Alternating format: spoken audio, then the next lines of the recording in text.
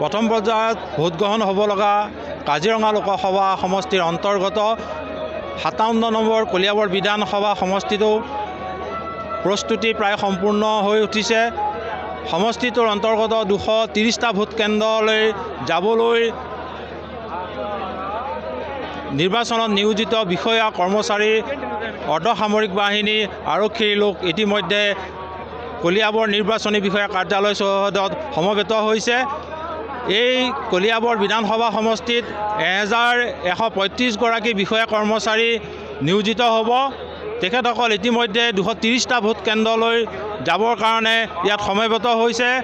তেখেতসকলে প্ৰয়োজনীয় সকলো সামগ্ৰী লৈ যেহেতু কাইলৈ ভোট গ্ৰহণ হ'ব, তেখেতসকল ইয়াত সমবেত হৈ এনেদৰে যাবৰ কাৰণে প্ৰস্তুত হৈছে। কলিয়াবৰ বিধানসভা সমষ্টিৰ অন্তৰ্গত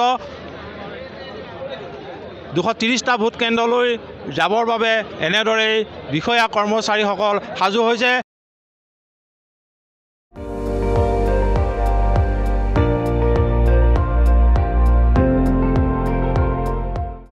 আপুনি চাই আছে ND24, সৰ্বশ্ৰেষ্ঠ নহয় সৰ্বোত্তমৰ দৌৰা।